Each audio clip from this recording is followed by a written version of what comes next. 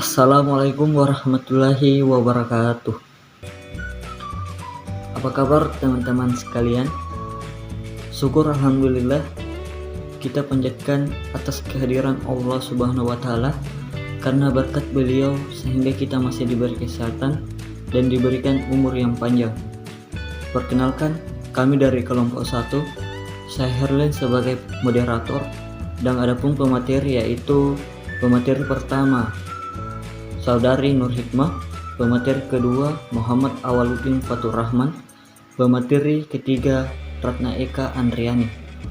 Adapun judul materi yang insya Allah kami paparkan pada kali ini yaitu politik uang di masa pandemi COVID-19.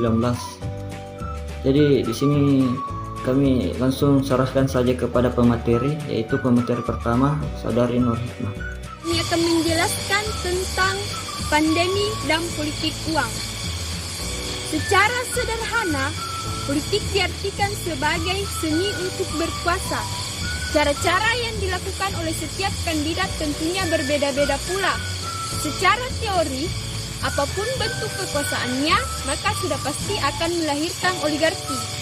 Oligarki politik di sini tentunya merujuk pada pihak-pihak kepentingan yang dekat dengan kekuasaan. Suburnya praktik politik uang juga tentunya tidak lepas dari cara pandang masyarakat pemilih yang permisif terhadap politik uang itu sendiri. Pada proses demokrasi di Indonesia, praktik politik uang dapat tumbuh dengan subur karena dianggap kewajaran oleh masyarakat.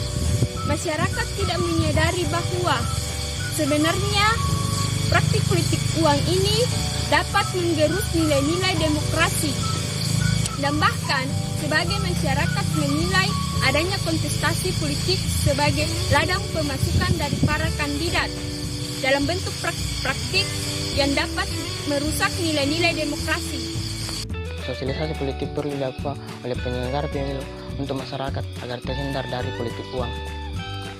Walau memang pada dasarnya COVID-19 ini yang mengguyur perekonomian masyarakat, hal ini dapat menimbulkan praktik gelap bagi demokrasi. Politik uang bukanlah hal yang baru dalam proses demokrasi, apalagi pada masa-masa konsentrasi politik seperti saat ini. Pemerintah melalui penyelenggara atau pengawas pemilu harus selalu bersikap awas atas potensi terjadinya politik uang. Apa yang dilakukan bersama-sama dengan masyarakat sipil, tokoh masyarakat, ataupun perguruan tinggi dan partai politik untuk membangun pilkada yang berintegritas. Tidak cukup hanya bersikap awas dan menjaga pilkada yang berintegritas.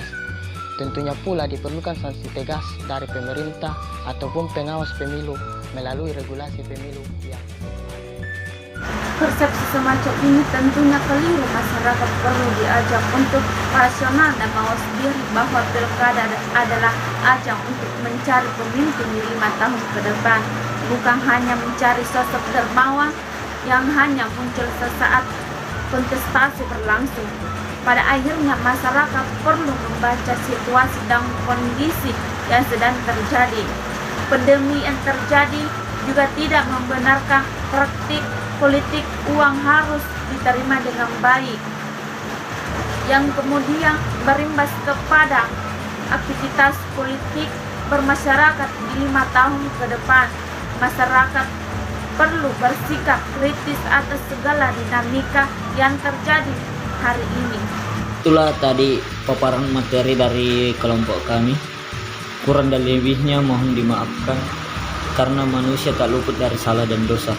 Saran saya untuk pemerintahan Indonesia ini, bekerjalah dengan yang jujur, karena kejujuran adalah hal yang paling penting untuk diri kita dan untuk diri orang lain.